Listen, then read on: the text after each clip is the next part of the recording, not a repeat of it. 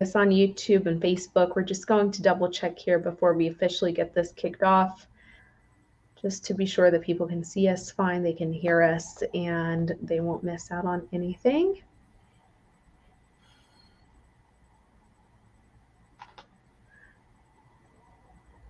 All right, well, let's get this started. I see us over here on our page as people are refreshing and coming back to us. Good morning, afternoon, evening, whenever it is you're watching this broadcast. Know that this broadcast is one of two ways that you can interface with our city council candidates. This is designed to be a candidate interview, which basically means it's a one-on-one conversation with them. It's a little bit more lighthearted than a forum. It's more guided by some of the responses that they give, some of the random questions that I think of, to be honest with you. You can type in your comments, you can react to the video. Doing so not only gives us greater self-esteem, but if you leave a question, perhaps our candidate can go back to an answer, because I will not be pulling those questions as we generally pull in previous times. We don't do that during these candidate interviews. So know that the candidates have all been invited. All the campaigns are invited equally to this platform today, and of course to the in-person session that we'll have next Thursday. The in-person session on the 19th will be over at City Hall. That will also be recorded and will be available to you to be able to watch at a later point if you can't make it in person. So why would you watch the two? This one I just shared with you is a little bit more lighthearted. It's different. It's an interview. The other one is more the traditional style of forum. It's one question that all of them answer. Rapid fire questions. We're wanting to hear what their immediate response is going to be, understand why they want to respond in that way. These are all ways that you can learn more about these candidates, but we encourage you to go out and find out more information about them because they're small snapshots. Of course, the candidates are all running for election this November, and the ballots will be mailed out to you in the next several days. Thank you so much to all of you for tuning in and being a part of this. And Paul, thank you for being on here with me. I'll just get started by asking you why you want to run for city council. Why do I want to run? Well, recently, as you know, I ran for the Highland Hills Park and Recreation District Board of Directors, and I lost by one vote.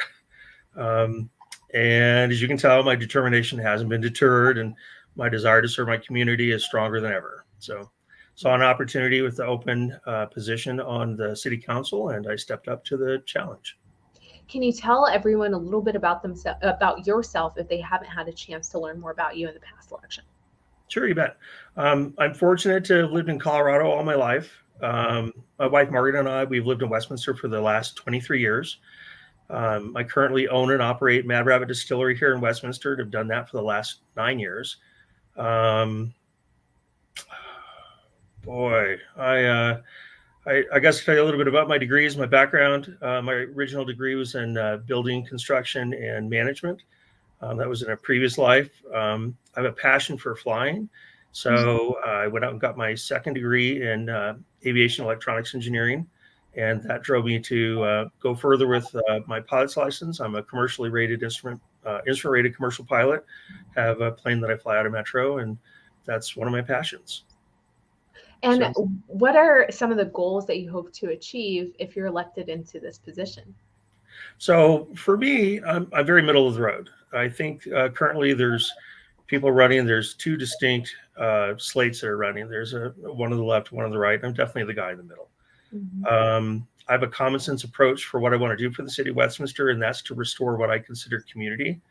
The way that I'm going to do that is by collaborating with other city officials and developers to slow the growth on the high density apartments and focus more on affordable housing. I'm going to use compassion when I'm crafting public policy with my peers, and then also have a commitment to the community so that we can maintain the city's water and sewer infrastructure up to the levels that it needs to be, while also being mindful of the residents' monthly budgets. What do you feel are your biggest strengths? Oh, I'm tenacious, as you can tell. Here I am again. I have strength and commitment. If I am elected to this position, I'm going to give the commitment to the community that I'm going to do the best that I can for what they want, need, and deserve.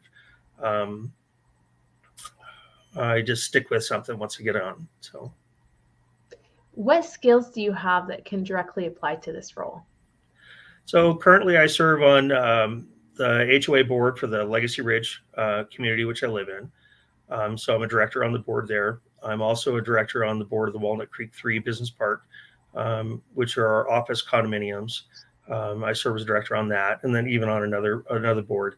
So the way that I can give back to my close community is serving on those boards. It's really hard for people to even get volunteers to do something. Everybody wants to say something, but nobody wants to step up and do it. So I do step up to the plate to help manage, and really that's what it is. Working on the HOAs is managing the communities.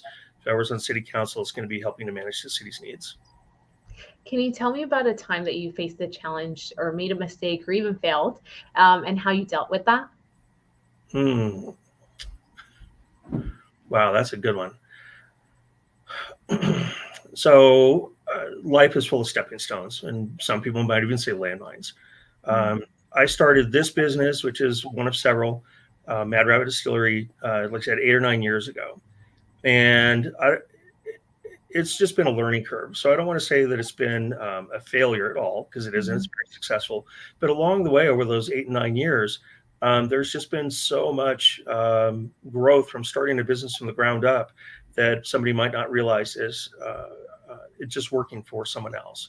So being a business owner is just a lot of work in itself.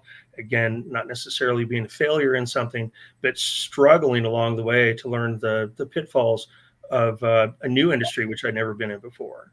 So that I have overcome. We're here. We made it over the hump. We made it through COVID. So just a lot of learning on the way. Absolutely. So how would you manage being a business owner and also, serving on your HOA and all these other activities that you do while, fulfilling your role as city councilor? I'm sorry? How would you manage running your own business, serving an HOA board, and all the other opportunities that you're a part of, and also manage your role being on city council? Understood. So time management question. So I'm actually really good at time management. I wear a lot of hats here at Mad Rabbit. And so my day is pretty structured. I know what's coming up through the week before it happens. I maintain a rigorous schedule. The other boards that I'm on, it's a commitment of some time during the month, but really it's a couple of board meetings a month and reviewing budgets and stuff remotely. So again, it's just all time management. It's something that I've already been aware of. If I am to go to city council, it's going to take more time. My priority will be city council if I am elected. Can you, and you'll like this question because it's one of those more in-depth ones, but can you tell me about a time when you demonstrated integrity?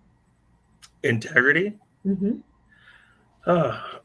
Let's see. Integrity. So integrity is it's a core value in my life. I try and live my life to the highest level.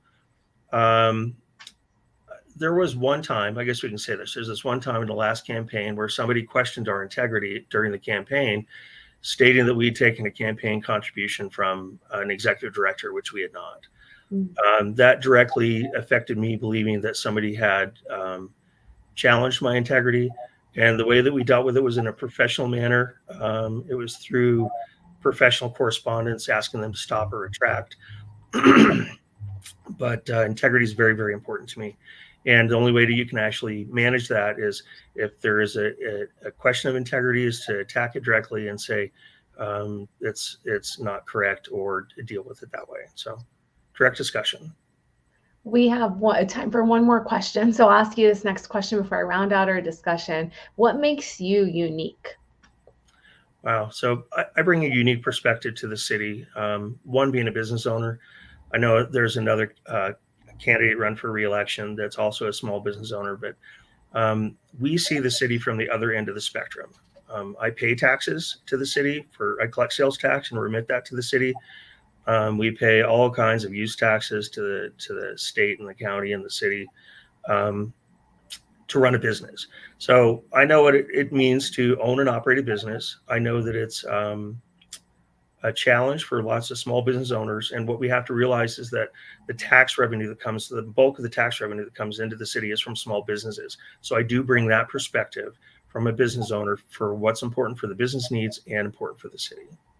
Well, thank you so much, Paul, for spending some of your morning with us. To all of you that are tuned in, please be sure that as soon as we exit out that you just refresh this page, because we'll have another candidate to you so you can get to learn more about them. We encourage you, of course, to go to our campaign page site of the Westminster Chamber page, where you can find all the campaigns that are listed and linked to it. I think there's a lot of high traffic right now because I tried to go to it and I can't find it. So anyways, that is up. Go learn more about all those different campaigns, refresh, and stay tuned for our next candidate. Paul, I hope you have a great rest of your day. Thanks so much. You too, Juliet. Thanks for your time.